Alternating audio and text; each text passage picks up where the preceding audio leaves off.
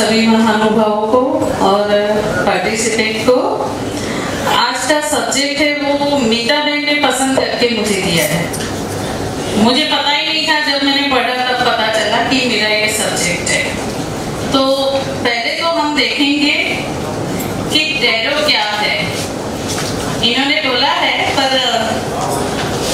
समझो कि मैं एस्ट्रोलॉजी नहीं जानती, एक ही सब्जेक्ट जानती हूँ और कुछ नहीं जानती, सिर्फ तारों को जानती हूँ।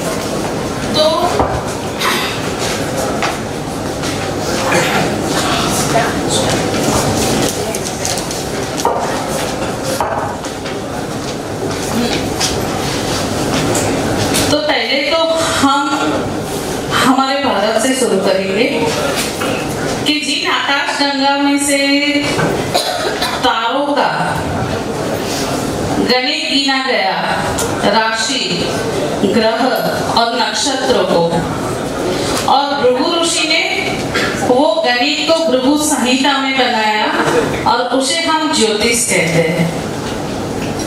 उन्हीं आकाश गंगा में से वही तारों का झुंड देखा और वो झुंड की आकृतियां दिखाई दी और वही आकृति को एक चित्रों में कंडारा गया, उसे तारों बोलते हैं।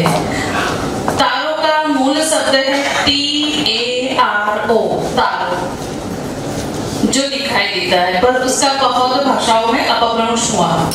जैसे कि कोई टैरो बोलता है, कोई टैरट बोलता है, कोई टोरो बोलता है, और यूरोप में तो बहुत सारी चीजों से बोलते हैं, पर उसका मूल शब्द है तारो। और वो कहाँ से आया? तो अरबी से, जैसे कि अरबस्तान में जोरस्ट्रियन जाति के लोग, जिसे हम जिप्सी बोलते हैं, वो जिप्सी लोग, सादी भाषा में हम उसे खानाबदोश बोलेंगे, वो एक गांव से दूसरे गांव या एक देश से दूसरे देश जाते थे और वो कबीला में रहते थे, अपने छोटे से कबीला, और अपने जानवरों को लेके, जैसे किसी के पास ऊंट है, किसी के पास घोड़ा है, गधा है, बकरियां है, उसे कबीलों के साथ वो चलते थे, आगे बढ़ते रहते थे। और वहाँ जैसे कोई वृद्ध महिला है, उसकी साइकिक एबिलिटी ज्यादा है, और वो तारों को देख के वो एक आकृति बनाती थी, जिन्हें वो भाई साहब ने बोला कि वो गुफाओं में, तो पहले पेपर नहीं था, कागज नहीं था, तो वो कहाँ आकृति बनाती? तो ऐसे पहाड़ों के ऊपर उसे जो दिखाई देता था उसे वो बनाती थी और वो भविष्य कथन करती थी अपने कबीला का। जैसे किसी को बच्चा नहीं हो रहा है, शादी नहीं हो रही है, किसी को लव जिंदगी में नहीं मिला है, किसी की स्वास्थ्य ठीक नहीं है, कोई बावड़ी हो, जैसे वातावरण कैसा रहेगा, कोई है कि दरिया खेलने जाएगा या नहीं जाएगा, फिर उसे कितना आयुष्य मिलेगा, सतत है, ये सब। तो ये सारा भविष्य कथन वो महिला करती थी और वो तारों को देख के बताती थी।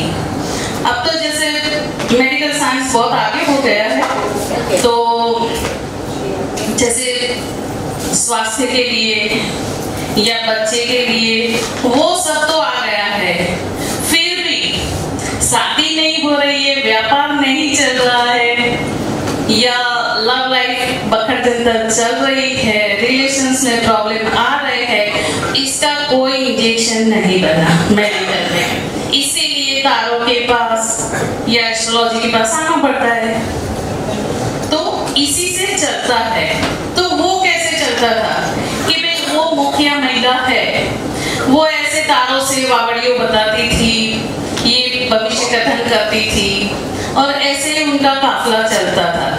तो अरबी से वो लोग मध्य यूरोपीय देशों में गए, जहां बोलते हैं इजिप्ट है, गाजा है, वो सब एरिया में, और वहां ऐसा हुआ कि जो अरबी से लेके 22 कार्ड का उत्पत्ति थी, धीरे धीरे आगे जाके और 56 कार्ड मीन्स के 56 कार्ड की और उत्पत्ति हुई और वो पूरा डेक 78 कार्ड में बना, मीन्स की 78 मीन्स की 78 तारों को फिर से ढूंढा गया और फिर से उसकी आकृतियां बनती गई और उसे जब लगता कि मैंने उम्र जी ली है, अब लगता है कि मैं बहुत साल नहीं रहूंगी, तो वो अपना तारों का वारसा खुद एक ऐसी औरत को कबीले से चुनती कि जिसके पास ये साइकिक एबिलिटी है और वो उसे सब कुछ दे के जाती। और ऐसे ही हमारे पास तारों का वारसा आया, ऐसे उनके वहां से उनके वहां से उनके वहां से। तो फिर ऐसा क्या हुआ कि बीच में जैसे तारों वारसा समाप्त हो गया था और हम तक पहुंचने में देर होती थी, तो तानाशाही हिटलर को किसी बीच ने, हम बोल सकते हैं कि हमको बीच बोला जा सकता है, क्योंकि जो तारो जानती है वो फीमेल है तो उसे बीच बोलते हैं, और अगर वो मर्द है तो उसे विजार्ड बोलते हैं। तो उन्होंने, हिटलर ने बहुत सारे लोगों को मार दिया, हजारों लोगों को मार दिया, पर कोई एक विच ने ऐसा भविष्य कथन हिटलर के लिए किया कि भाई वो सबको मारता है पर वो खुद अपने मौत मरेगा। तो हिटलर ने गुस्से में आके बहुत बीच को ढूंढ ढूंढ के मार दिया और फिर बीच में वो युग थोड़ा सा मंद हो गया, समाप्त तो नहीं बोल सकते हैं पर मंद हो गया। पर जिसके फैमिली मेंबर्स ने या जिसको किसी ने उस गांव से या उस देश से दूर भगा दिया या किसी बेसमेंट में छुपा दिया और हिटलर के मौत के बाद उसे बाहर निकाला और फिर उससे जो संतति हुई और उसने जो जो अपने बच्चों को सिखाया, वहां से फिर से तारों शुरू हुआ। और जो बीच ने प्रेडिक्शन किया था कि वो अपनी ही मौत मरेगा और ऐसा ही हुआ। हिटलर ने हजारों लोगों को मार दिया था, पर हिटलर खुद सुसाइड करके अपने गन पॉइंट पे शूट करके मरा है। तो ऐसे ही फिर से वो जागरूक हुआ और फिर से हमारे वहां आया। ऐसा बोलते हैं कि योगा है, एस्ट्रोलॉजी है, वो बहुत सारी चीजें हैं कि जो प्रदेश के लोगों ने अपनाया है, वैसे ही तारों को हमने अपनाया है, हमने एडॉप्ट किया है। पर मैं मानती हूँ कि ज्योतिष और तारों शायद ट्विंस ब्रदर सिस्टर है, क्योंकि वही तारों ने इसे मैच किया है, वही तारों की आकृति है, हम आकृति से देखते हैं। एस्ट्रोलॉजी ने तारों से गणित से देखते हैं। पर इसमें क्या है कि एक जैसे एस्ट्रोलॉजी में भी है, ऐसे तारों में भी देखते हैं, उसके नंबर्स है, इमेज है, एलिमेंट है, आर्कना है, और वो सब को मिला के देखते हैं, तब जाके हम उसका प्रेडिक्शन कर पाते हैं। ऐसा ही नहीं कि हमने देख लिया फेंक दिया बस, ऐसा नहीं होता है। और सबसे ज्यादा भी इसमें इंट्यूशन पावर ज्यादा होती है। कभी कभी जो लोग तारों में बहुत प्रैक्टिस करते हैं, इधर है तारों वाले भी, तो उसे पता होता है कि कार्ड निकलने से पहले उनको पता चल जाता है कि अब यही है उसका भविष्य, क्योंकि इंट्यूशन भी उसमें काम करते हैं सबसे ज्यादा। पहले तो नहीं थे, अब है कि बहुत सारे मेल कैरेक्टर भी हमारे पास पढ़ने आते हैं, पर पहले फीमेल ही ज्यादा थी, क्योंकि फीमेल के मामले में ऐसा बोल सकते हैं 2 + 2 22 भी हो जाता है, और क्योंकि पुरुष लॉजिक लगाता है, उनका मैथ्स होता है, 2 + 2 तो 4 ही होता है, और फीमेल का इंट्यूशन तेज है, तो कभी कभी वो इमोशंस से देखती है तो उनका 11 भी हो जाता है, 22 भी हो जाता है। सेम वही चीज तारों में भी आती है, वो इंट्यूशन तेज से कभी कभी कार्ड खोलने से पहले ही बोल जाती है। तो आज जो मीता बहन ने हमें सब्जेक्ट दिया है, उसके ऊपर हम बोलेंगे कि डेथ का है। तो हम बोलते हैं डेथ माने मृत्यु, पर मृत्यु बहुत से प्रकार की होती है।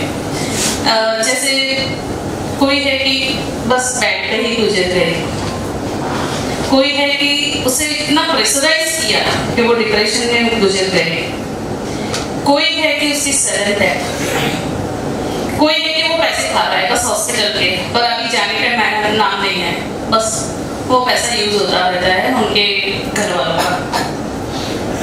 तो हम आज देखेंगे और उसमें भी पितृदोष, जो लास्ट कार्ड हम खोलेंगे, क्योंकि मैंने बोला कि वो दोनों ट्विंस ब्रदर सिस्टर है, तो जो चीज उसमें है वो चीज इसमें भी है।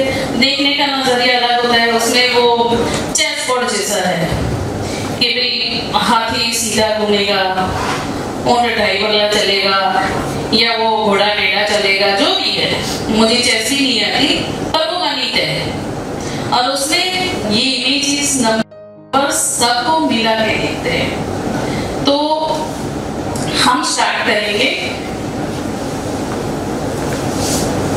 क्योंकि ऐसे बोला जाता है कि तारों है वो पूरा मिरर इफेक्ट है, मीन्स के सामने वाले की जिंदगी में जो जो बन रहा है उसका एक आवेग वर्णन है। जैसे वो कार्ड निकालेगा, हम उसके अंदर आए हुए सभी मैसेज को पढ़ेंगे और क्वेश्चन कार्ड हम सामने वाले से जिसका हम देखना है उसी से निकलवाएंगे, क्योंकि वो वही कार्ड, कभी कभी लोग पूछते हैं हम तो रैंडमली उठा लेते हैं, तो आपको कैसे पता चला?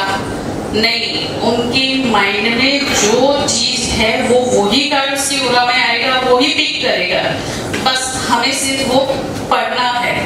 हाँ, एक चीज है, कार्ड कभी गलत नहीं होता, प्रेडिक्शन में गलती हो सकती है, तो प्रेडिक्शन में गलती नहीं करनी है, क्योंकि कार्ड हमेशा सच बोलता है।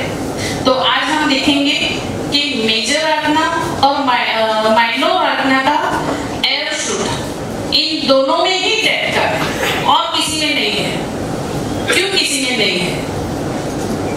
क्योंकि मेजर आर्कना है वो सुप्रीम गॉड हमारे ऑलमाइटी है, वो हमारे लिए तय करते हैं कि इसका आयुष्य कितना है, उसे कब तक समाज में रहना है, जिंदा रहना है, तो वो ऑलमाइटी के हाथ में है। इसलिए मेजर आर्कना में ज्यादा डेथ कार्ड है। हम सभी डेथ कार्ड नहीं पढ़ेंगे, क्योंकि वो जैसे मेरा लेशन हो गया शाम तक हो जाएगा, तो कोई कोई जो है एकदम एक्टिव है, एग्रेसिव है, उसे हम पढ़ेंगे। और क्यों एयर शूट में है? क्योंकि एयर है, टॉर्नेडो है, हवा का झोंका है, आदमी को आया कब उठाया पता नहीं चलता, तो सबसे ज्यादा एयर शूट में है, बाकी कोई शूट में नहीं होगा, ना अर्थ एलिमेंट में, ना वाटर एलिमेंट में, किसी ने भी नहीं। तो हम पहले देखेंगे कि हम चालू करते हैं माइनर आर्कना के एयर शूट से, और इधर जो बैठे हैं उसमें ओसो ज़ेन वाले भी होंगे और राइडर वेट वाले भी होंगे। कौन कौन है जो तारों पढ़ते हैं? अच्छा, और ओसो ज़ेन में कितने हैं और राइडर वेट में? मैं दोनों में बोलूंगी, तो दोनों में समझ आ जाएगा। वो चीज सेम ही है, जैसे नवरंग पिक्चर रिलीज हुआ उससे पहले हम ब्लैक एंड व्हाइट जमाने का वो जो चल रहा था मूवी कि बस वो ही हम देखते थे, फिर नवरंग की उत्पत्ति हुई, बी शांताराम ने बनाई, और उसके बाद में जो कलरफुल दुनिया आ गई मूवी में, तो सेम ओसो ज़ेन है वो कलरफुल दुनिया है और राइडर वेट है वो ब्लैक एंड व्हाइट, पर एनर्जी सेम है, उसमें कोई दो राय नहीं है। तो हम पहला शूट माइनर से देखेंगे, फिर मेजर में जाएंगे, और किसको दिखाई देता है सबको? 3 नंबर का कार्ड है आइसोलेशन, जो ओसो ज़ेन में है, और 3 ऑफ स्वॉर्ड है वो राइडर वेट में है, बराबर है। अब इसमें मृत्यु कैसे आती है? तो ये आइसोलेटेड हो गया है, उससे बहुत सारा कायदे का प्रेशर आ रहा है, फिर उसे कोई बुलाता नहीं। आइसोलेशन मींस कि वो अलग पड़ गया है, झुंड से अलग पड़ गया है, अपने समाज से अलग पड़ गया है, और वो धीरे धीरे धीरे धीरे डिप्रेस हो रहा है, और शायद रिलेशन की वजह से है, तो 2 जन के बीच में कोई तीसरा आ गया है, और वो से चुभ रहा है, बहुत दर्द दे रहा है, इधर पेन है, वो पेन टॉलरेट नहीं कर पाता है और इसकी वजह से वो दबा जा रहा है। और अगर उम्र बहुत ज्यादा है तो हम उसे बोल सकते हैं कि वो हार्ट अटैक है। तो ये ओवर प्रेशर, आइसोलेशन और हार्ट अटैक की वजह से इसकी मृत्यु हो सकती है।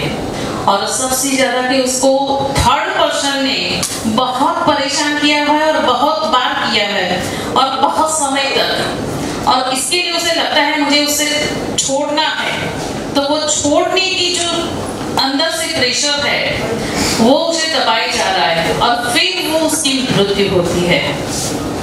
अब हम दूसरा देखेंगे 4 नंबर का कार्ड। ये है पोस्टपोनमेंट।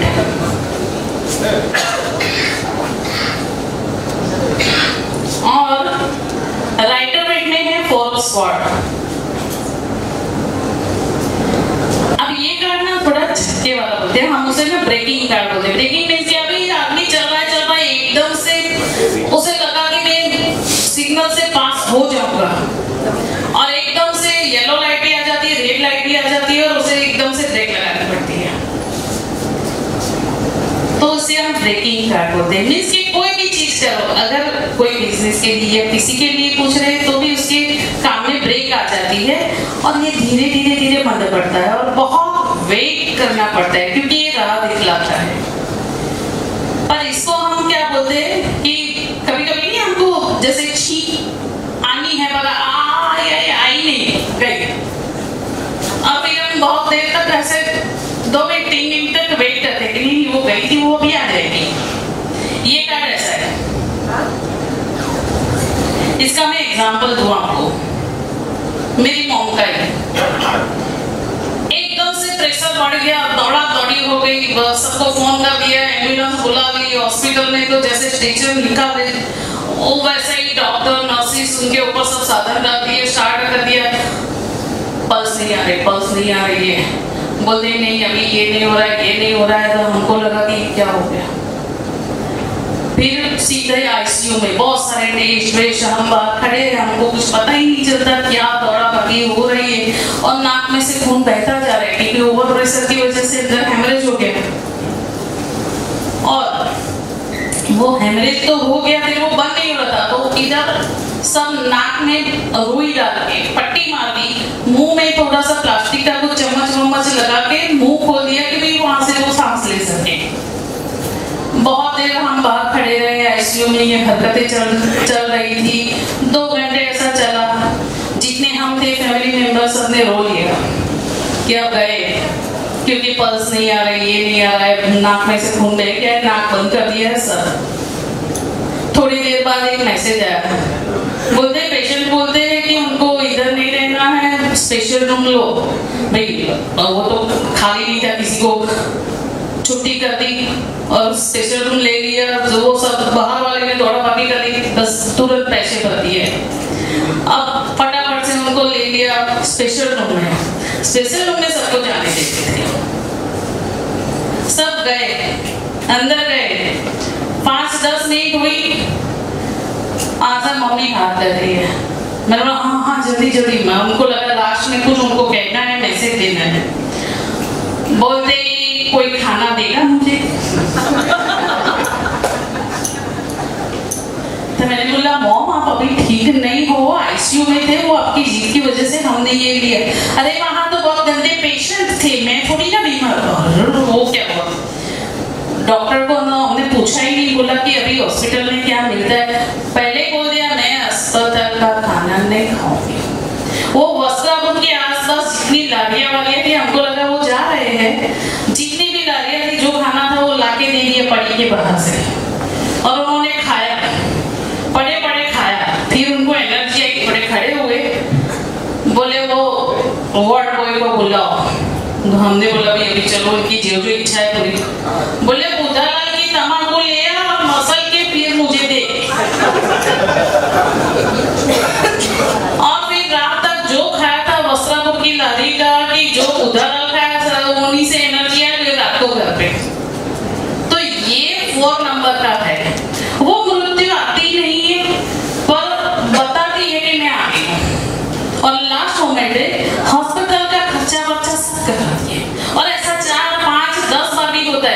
उससे पैसे खर्च करवाती है, जाती नहीं, इसलिए उसका नाम है पोस्टपोनमेंट। मृत्यु में पोस्टपोन, उनको अभी नहीं आना है, बाय टाटा करते रहो, फिर वो अस्पताल का खर्च करो, फिर से बाय टाटा। तो ये 4 नंबर वाला है। वो बीमार तो पड़ा ही रहता है, दवाइयाँ खाता रहेगा, डॉक्टर को गालियाँ भी देगा, ये तो बोगस है, उसकी नहीं खानी, उसकी खानी है। फिर उधर ले जा, फिर बोलते ये तो उसका तो 3rd क्लास है, वो तो मुझे ये करवाता है, एक्सरसाइज करवाता है, प्राणायाम करवाता है, वो बोगस, क्योंकि उन्हें खुद नहीं करना प्राणायाम, वो सब डॉक्टर बीमार, मैं बीमार नहीं हूँ ऐसा। तो ये मृत्यु ऐसी छींक जैसी आते आते चली जाती, आते आते चली जाती। फिर आता है द बर्डन, ये है ओसोजेन का कार्ड, और ये है राइडर वेट का 6 नंबर का ट्रैवलिंग कार्ड।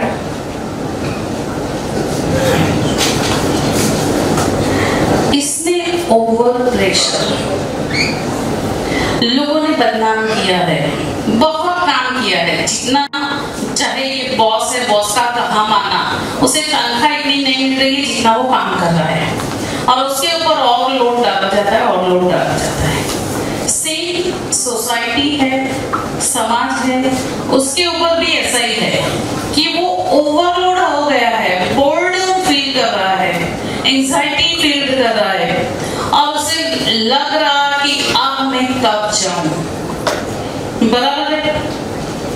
फिर वो डिप्रेशन की वजह से, स्ट्रेस की वजह से, प्रेशर में आके खुद को मान लिया है कि वो बहुत बीमार है, और वो मृत्यु की राह देख रहा है।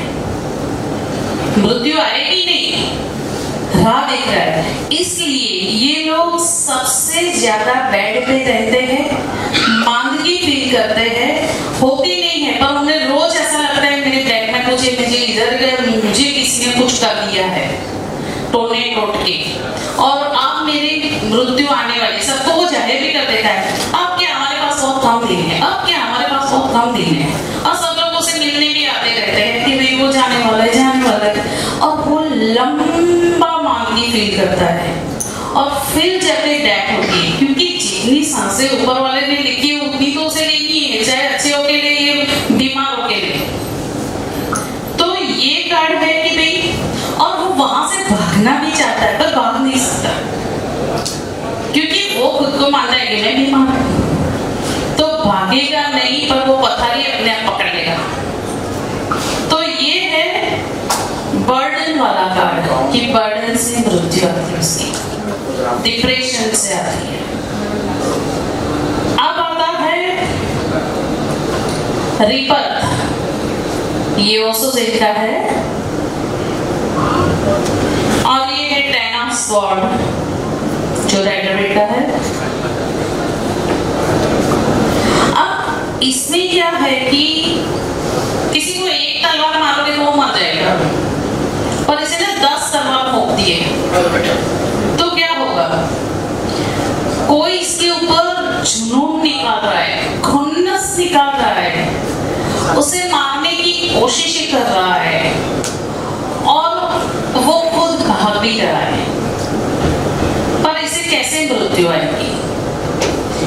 कोई उसे दगा करेगा, कोई उसका व्यापार छीन लेगा, उसे परास्त करेगा, वो चाहे इस हाइट पे है, उसे गिरा के नीचे ला देगा कि वो खाना पीना कुछ न खा सके, समाज में उसका नाम ना हो, बदनाम कर दे, कोई उसको पैसे उधार भी ना दे, और वो तड़प तड़प के मरे, और चाहे कोई उसे मार भी दे।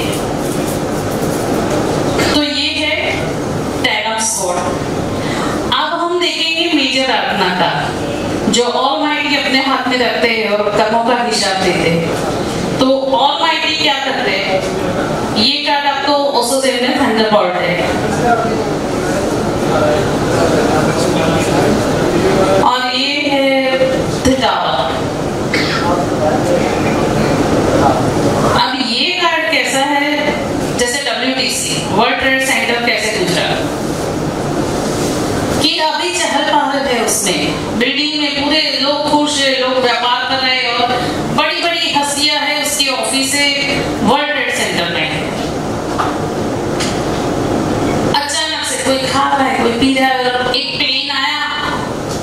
सबको तहस नहस कर दिया, पूरी दुनिया को भी हिला दिया उसने।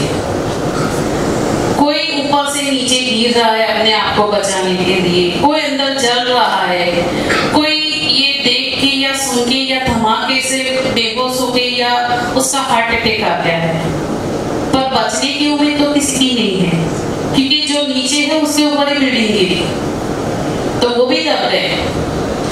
तो जो टावर वाला कार्ड है वो एक्सीडेंटली मौत देता है।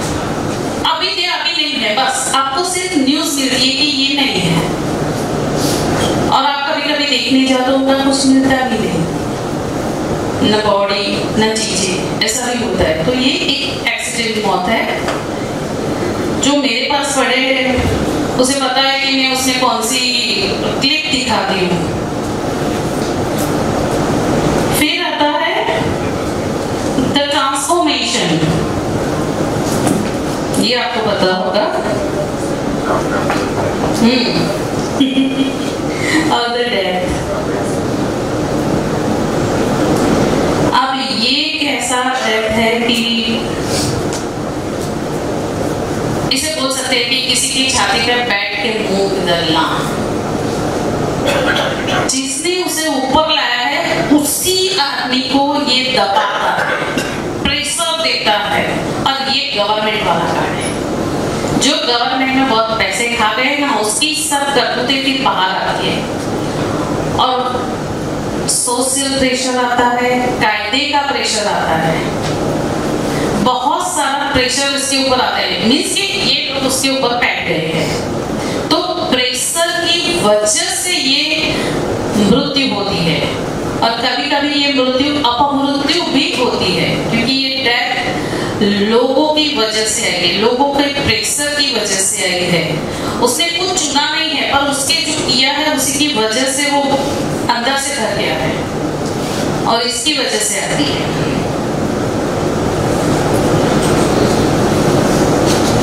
अब ये है बियॉन्ड इल्यूजन। आप शायद देख सकते हो तो अंदर एक चेहरा है और उसके ऊपर एक बटरफ्लाई है, क्योंकि इसमें हम कार्ड इसलिए है कि वो तारों की इमेज होती है कि वो तारे उसको एक मुंह जैसा दिखा, बटरफ्लाई जैसा दिखा। और इसमें ऐसा है कि जैसे कबर में से लोग भगवान से भीख मांग रहे हैं कि हमें कुछ दे दो, हमें जीवन दान दे दो। ये एक ऐसी अवस्था है कि आदमी बचने की बहुत कोशिश करता है, अपने आप को बचाने की भी कोशिश करता है। आप बटरफ्लाई को देखो, वो बटरफ्लाई से रिलेटेड है कि बटरफ्लाई है एक वो अंडा है, अब वो उसने सर्वाइव कर गया तो वो एक कीड़ा बनेगा। अब कीड़े की अवस्था में किसी चिड़िया ने उसे नहीं नोचा, या वो पेड़ के ऊपर चढ़ते चढ़ते वो बच गया किसी भी हालत में और छुप गया पत्ते के नीचे, तो वो कॉसेटर बनेगा।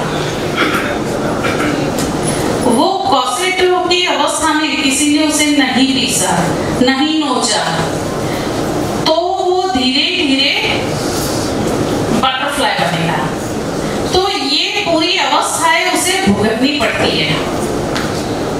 तो उसमें से वो बचते बचते बचते, और कोई उसे दगा फटका करता है और मारता है, क्योंकि वो नोचना, वो कीड़े, वो जो चिड़िया है, वो लोग है, वो कनेक्टेड है, तो इसी से उसकी होती है मृत्यु। अब ये है लास्ट कार्ड जो मून कार्ड है राइडर में, और ये है पास्ट लाइफ का, जिसमें आप देख रहे हो कि जैसे किसी छलनी में से जब निकल रहे छल के, तो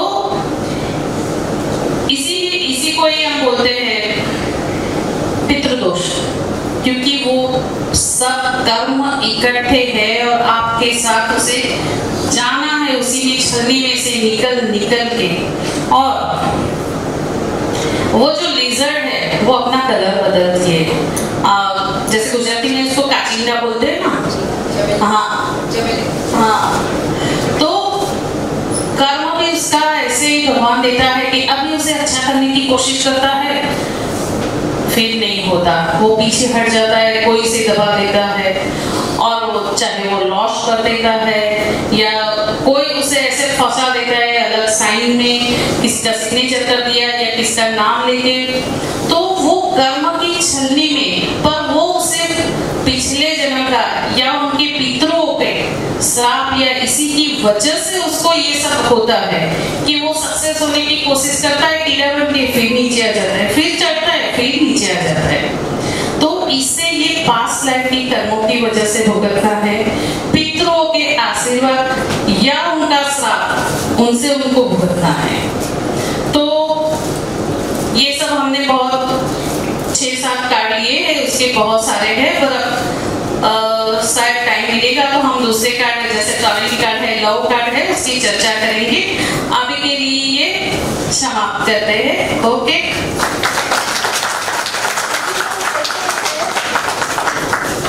Anybody have any questions? हाँ हाँ जी। Hello ma'am. Thank you. अच्छा, आपने जो भी कार्ड बताए हैं, जैसे कि वो हॉस्पिटल का जो एग्जाम्पल था आपका, राइट, तो ऐसा है कि कोई भी सिचुएशन आने से पहले एक बार कार्ड देख ले तो हॉस्पिटल में एडमिट ही नहीं करें। ऐसा होता है, बहुत बार होता है, लोग हमको पूछते हैं, इनको शायद वो मेरे पार्टनर है हमारे साथ बैठे, उनको बोलते हैं कि देखो ना मम्मी का कैसा है, या देखो मेरी वाइफ को ना अभी शायद डॉक्टर ने बोला है लीवर का चेंज करना पड़ेगा, ये वो। हम बोलते हैं कुछ नहीं होगा, वो अभी बहुत उनके पास आयुष्य है, वो खर्चा करा के वापस आ जाएंगे। ओके, हाँ। और दूसरा कि किसी के साथ बिजनेस पार्टनरशिप करना है तो उसके लिए भी गाइड करते हैं। उसमें बहुत सारे कार्ड ऐसे दिए, जैसे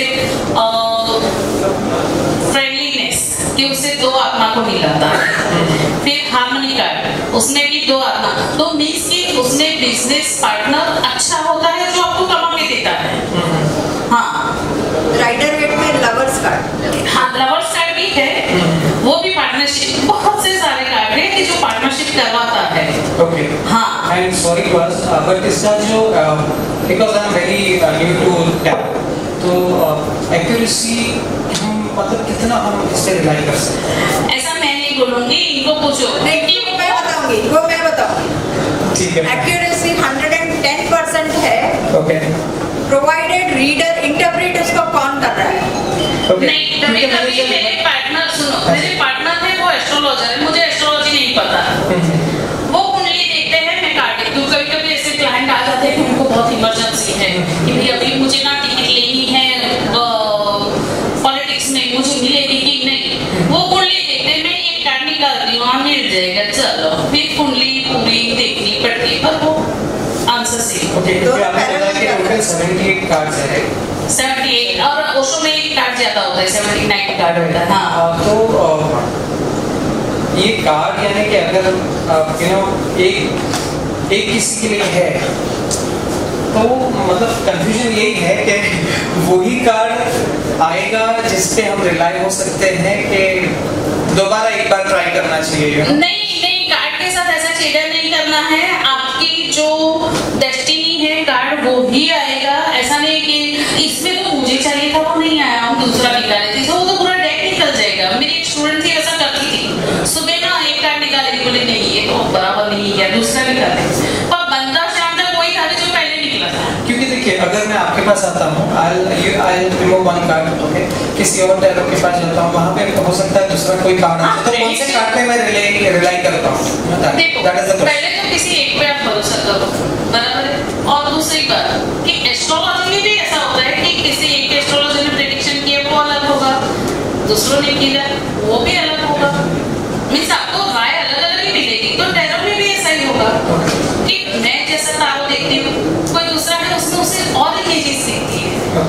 हाँ, तो उनके मायने में कुछ और भी होगा। हाँ, तो कभी कभी ऐसा बनता है कि आप पांचों को पूछने जाओ पर आपकी डेस्टिनी थी वो चाहे कहने का तरीका अलग होगा पर वही होगी। Thank you. हाँ, See, here one thing is that tarot is what? Tarot is your subconscious to conscious, and the mediator is the interpreter. The person who is reading your conscious mind तक जो आना है, वो subconscious mind को read करना, वो tarot है। आपको, आप जो कार्ड पे हाथ रखते हो वो आपके सबकॉन्शियस माइंड में पड़ा हुआ है, जिसको एक टैरो कार्ड रीडर इंटरप्रेट कर रहा है, and that is your destiny since last karmas, past karmas. जैसे आप दोनों ने बोला ना, चीज एक ही बोली पर तरीका अलग था। जैसे मैंने बोला कि आपकी कोरा में जो जो मैसेज है आप वही कार्ड पिक करोगे, और उन्होंने बोला कि आप सब आपके सबकॉन्शियस में जो है वही आप बोलोगे। इसमें मैं एक चीज बोलना चाहूँगा जो मैम ने अभी कहा और आपने जो सवाल पूछा है ना, तो इसमें क्या होता है कि प्रश्न भी ज्योतिष का एक पार्ट है ना। इसमें आपको जो सवाल पूछना है वो जरूरी एक ही बार पूछना है, क्योंकि जब भी आप सवाल पूछते हो you are connected with your heart and mind, और उसका जो आंसर आ रहा है वो उसी टाइम एक्यूरेट है। 10 बार पूछने से वो फेट बदलेगा नहीं। हाँ, तो इसलिए आपको जब पूछना है एक ही बार पूछना है, और जो आप पूछना चाहते हो उसी टाइम पे पूछना। ठीक है, अभी जैसे मैंने एक method, we have evolved a method, उसकी मेरी क्लास में चल रही है, which is called CKP, है ना, क्लॉक मतलब घड़ी देख के प्रेडिक्शन करना। आपके बारे में हम हर चीज बता सकते हैं सिर्फ घड़ी देख के, आपको किसी सॉफ्टवेयर की जरूरत नहीं, सॉफ्टवेयर इंडिपेंडेंट सिस्टम। तो ऐसे ही आप कुछ भी प्रश्न करो किसी के बारे में, आप मेट्रो में ट्रैवल कर रहे हो, आपने किसी को देखा और उसको देख कर आपके मन में कोई सवाल है, आप हर चीज बता सकते हो उसके बारे में, है ना। लेकिन बार बार उसको टेस्ट करोगे तो वो यही एक्यूरेट हो जाएगा। Thank you. कभी कभी ऐसा हमारे साथ होता है कि क्वेश्चन एक ही है, पर वो जो पूछने वाला है वो 2 घंटे बैठता है और उनका क्वेश्चन यही है, मेरी शादी होगी कि नहीं, या मुझे बॉयफ्रेंड मिलेगा कि नहीं, बस उसी के ऊपर वो घूमता रहता है। आपको कुछ पूछना नहीं था, इन्हीं के जो क्वेश्चन है उसके रिगार्डिंग बताना था कि जैसे मीता जी ने कहा कि ये बहुत हद तक जो टैरो इंटरप्रेट करते हैं, जो टैरो रीडर होते हैं, उनके इंट्यूटिव स्टेटस पर ज़्यादा डिपेंड करता है। जैसे उनका उस हिसाब से उनको इंट्यूशंस भी ज़्यादा आती है, और जो क्वेश्चनर होते हैं या क्लाइंट होते हैं, उनकी जो प्रेजेंट एनर्जी है वो भी कैच करता है। Energy is more related to tarot card की एनर्जी से, तो वो फ्रीक्वेंसीज मैच होती है, तभी जो प्रिडिक्शन भी होता है वो काफी हद तक एक्यूरेट ही आता है। और जैसे मैंने बताया कि एस्ट्रोलॉजी और टैरो का एक्यूरेसी जो रेशियो है बहुत ही सुपर है, जो मैंने भी फील किया है कि जो एस्ट्रोलॉजर बताते हैं मोस्टली टैरो भी वही एनर्जी कैच करता है, वही टाइम पीरियड भी कैच करता है। तो एनर्जी जब आप क्वेश्चन करके, और दूसरी ये बात है कि व्हाट इज द क्वेश्चन, आप अभी प्रेजेंट सिचुएशन में क्या क्वेश्चन लेकर गए हो, वही एनर्जी कैच कर गया। फिर आप कंफ्यूज होते हो, तो कभी कभी ऐसा भी होता है कि टैरो में बाकी कार्ड जब देखते हैं तो वो चीज भी निकल के आती है कि आप भी कंफ्यूज स्टेटस माइंड से ये क्वेश्चन पूछ रहे हो, तो इट्स कैच द एनर्जी।